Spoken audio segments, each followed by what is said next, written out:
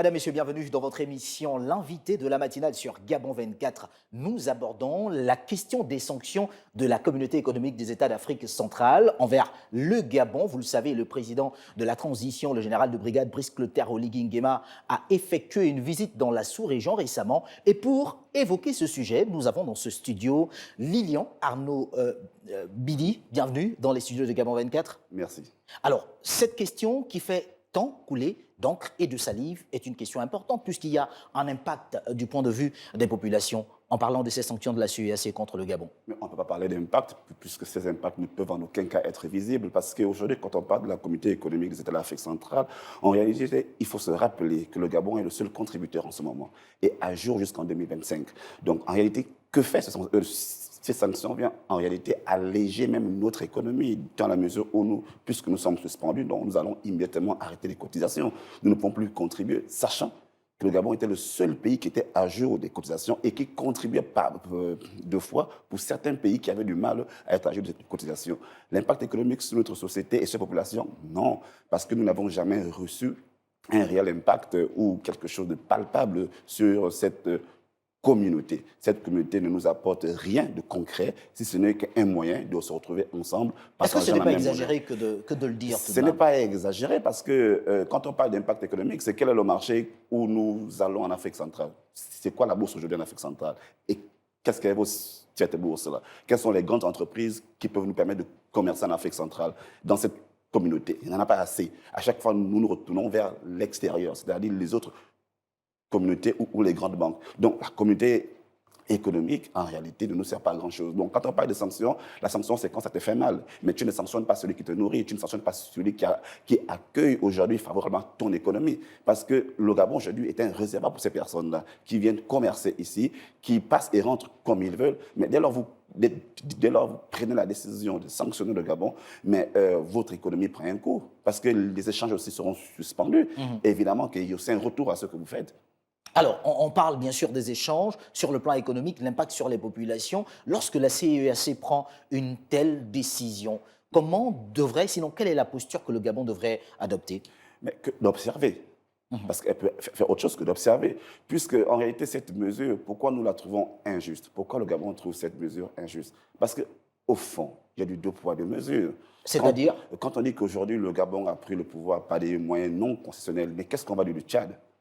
Alors que le Tchad n'est pas suspendu de la CEEAC. Il faut bien qu'on nous explique. Alors qu'au Gabon, ce coup de libération n'a eu aucun effet de sang, alors qu'au Tchad, on a eu près de 100 personnes décédées, un président assassiné, des tumultes au niveau de l'armée avec le soutien, on l'a vu, de la France. Est-ce que c'est le soutien de la France au Tchad qui a fait en sorte que le Tchad ne soit pas sanctionné des institutions internationales et particulièrement de la CEEAC? Pourquoi, quand il s'agit du Gabon, on a un acharnement aussi flagrant? Nous aussi, nous avons le droit de nous poser ces questions. Est-ce que le droit de réserve que doit adopter le Gabon ne réside pas dans le fait qu'en tant que pays leader dans la sous-région et dans la communauté de la CEEAC, elle a quand même un rôle important à jouer, bien que sanctionnée? Mais le Gabon avait toujours un rôle important à jouer dans la préservation et la gestion des crises et des conflits, dans tout ce qui est maintien de la paix, dans tout ce qui est relance de l'économie. On se souvient d'ailleurs du rôle qu'a joué Feu Omar Bongo Dima. Donc, nous avons toujours un rôle important à jouer. Nous allons en 2025. Le Cameroun à côté, qui est une poudrière à haute intensité, va aux élections. Mais si nous décidons de verrouiller nos frontières, qu'est-ce qui va se passer? Qu'est-ce qui va se passer au Congo à côté, là, qui sont en pleine campagne? Qu'est-ce qui va se passer? Donc, nous sommes retrouvés dans une tanière là où il y a des loups qui veulent préserver un système bien huilé pour eux, se disant, ce coup de libération, il faut que ça s'arrête au Gabon. Parce que nous aussi, nous ne voulons pas que ce coup de libération arrive chez nous. Donc, il y a eu, j'ai envie de le dire, excusez-moi de l'expression, ce lobby des gars qui ne veulent pas lâcher l'affaire, qui se disent non, il faudrait que nous puissions sanctionner parce qu'il ne faudrait pas donner l'exemple à d'autres pays qui arrivent. Et malheureusement, l'exemple que vous prenez sur le Gabon est un exemple qui fait le deux poids, deux mesures parce que sur la scène internationale et sur les institutions internationales, comment vous justifiez que vous sanctionnez le Gabon, mais pas le Tchad? Peut-on se le dire, sans risque de se tromper, qu'à partir de ce moment, Brice Clotaire Oligui Nguema, le président de la transition au Gabon, a donc décidé de mettre au devant d'abord l'intérêt supérieur de la nation, donc les Gabonais d'abord? Mais c'est ça l'objectif de tout un président, tout un chef d'État, c'est de mettre d'abord en avant les objectifs de son pays et qu'il doit atteindre. Mais il faut aussi comprendre la leçon qui a été derrière. Il a compris que vous pouvez sourire avec vos voisins, mais vos voisins ne vous aiment forcément pas. Et aujourd'hui, ce balai diplomatique que M. Brice Oligui a entamé en Afrique centrale, sauf en Angola, aujourd'hui l'a prouvé. Et je crois, avec peut-être le risque de me tromper, qu'il a compris que quand il s'agit des relations internationales, quand il s'agit de la diplomatie, il y a beaucoup d'ego, il y a beaucoup de micmac, il y a beaucoup de lobbies. Et outre les institutions internationales, d'autres lobbies peuvent intervenir pour suspendre un pays. Alors, il a été dit il y a quelques semaines de cela, préalablement, c'était que le siège de la CEEAC quittait à Libreville, la capitale gabonaise. Aujourd'hui, le siège va demeurer à Libreville, la capitale gabonaise, mais les sanctions restent en l'état. Mais on ne me donne pas un bonbon empoisonné. Parce que si vous maintenez le siège à Libreville, c'est qui s'en occupe? Les factures d'électricité, l'entretien sera fini au Gabon. Pourquoi vous voulez me sortir ou je suis suspendu et vous me demandez d'entretenir un bâtiment et le personnel qui va avec? Ben non, à un moment donné, il faut savoir. Et on n'en a pas besoin. On n'en a pas besoin. Donc, qu'ils gardent leur bâtiment s'ils le veulent, parce que à quoi ça nous sert un bâtiment vide? Il ne faudrait peut-être pas exagérer. Tout de même. Le bâtiment est vide puisque nous ne pouvons pas travailler officiellement, puisque nous sommes suspendus. Donc ne me demandez pas à moi de préserver ou de garder un siège qui est vide. Quel est l'intérêt? Quel est l'intérêt? Il n'y a aucun intérêt à garder un siège où tu vas payer de l'électricité et tout ce qui va avec, alors qu'en retour, mais vous n'avez rien de concret.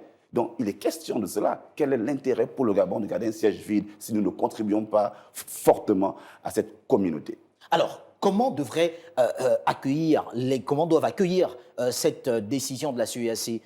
Comment elle doit être accueillie par les Gabonais? Comme un effet de buzz pour la CEEAC.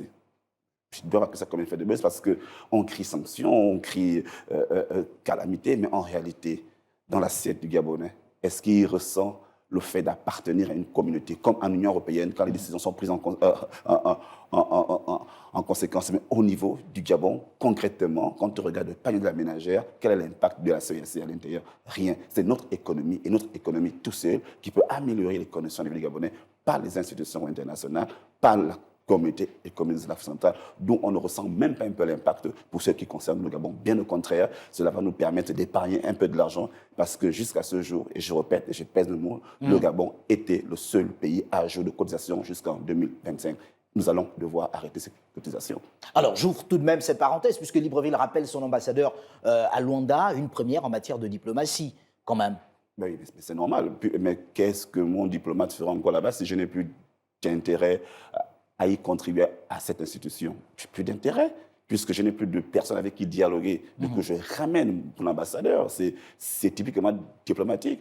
J'ai une ambassade où j'ai un représentant quand je sais que j'ai un intérêt à discuter ou à parler avec des personnes. Mais si je n'en ai plus, si vous me dites, écoutez, de manière positive, vous êtes exclu d'une communauté, mais je rappelle toutes des personnes qui représentent la nation et qui ont le devoir de parler au nom de cette nation. Et si on le leur suspend, ils n'ont plus leur place là-bas. Leur utilité n'y est plus. Du coup, il faut le faire revenir.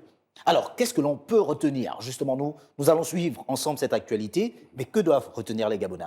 Les Gabonais doivent retenir que sur la scène internationale, le coup de libération, ce qu'on appelle coup de libération, est très bien passé pour le Gabon, mais très mal perçu par d'autres pays, notamment les pays de l'Afrique centrale, qui, pour eux, il y a un leadership qu'il faut conserver. Pourquoi ce coup de libération? Il y a une crainte, en fait. Il y a une crainte. Ils n'ont pas peur des mots. Je n'ai pas peur de dire qu'il y a une crainte. Ils se disent que nous avons un Paul Biya qui est quasiment partant, qui n'a pas jusqu'à ce jour officiellement un représentant ou un successeur. Le jour où il part, c'est le feu au Cameroun. Au Congo, c'est tout le temps instable. En Guinée équatoriale, il voudrait que ça se perpétue de père en fils. Donc, il y a ce établissement qu'il faut conserver pour certaines personnes. Mais ce coup de libération, ils disent non, on n'en veut pas. Mais en réalité, les Gabonais, depuis la mort de feu Omar Bongo Ondimba, nous avons vu le visage de nos voisins qui ont tendance à vouloir torpiller le pays. Et là, ils ont montré leur véritable visage, de dire on aime bien le Gabon, mais on n'aime pas les Gabonais. Et ça, c'est le message que vient d'envoyer la CEEAC. Alors, c'est peut-être pas le message qu'on va retenir tout de même, Lilian Arnaud, parce qu'il y a que le Gabon fait partie de la communauté économique des États d'Afrique centrale. Et il y a de forts échanges entre les pays de cette communauté. Armstrong Agaya, il faudrait m'expliquer à moi, qui ai du mal à comprendre, qu'un coup de libération sans gestion de sang, avec un président qui fait le tour de l'Afrique centrale pour expliquer les tenants aboutissants et de dire que nous allons rentrer dans l'ordre constitutionnel bientôt, il a donné une date. Il est exclu, il est suspendu. Comment expliquer à un Gabonais que ce pays-là a été suspendu alors qu'au Tchad en face, il n'a pas fait le tour des pays de l'Afrique centrale. Le président a été assassiné, il y a eu près de 100 morts. Et à lui, il n'est pas sanctionné. C'est difficile, c'est une pilule qui ne passe pas sur la scène internationale. Alors, comment accorder du crédit à cette institution qui fait du 2 poids, 2 mesures? C'est l'interrogation qui reste ouverte. Billy, Arnaud, Lilian, merci d'avoir accepté notre invitation à l'invité de la matinale sur Gabon 24. Nous aurons le plaisir de nous retrouver très prochainement. Et vous, restez connectés, l'actualité se poursuit.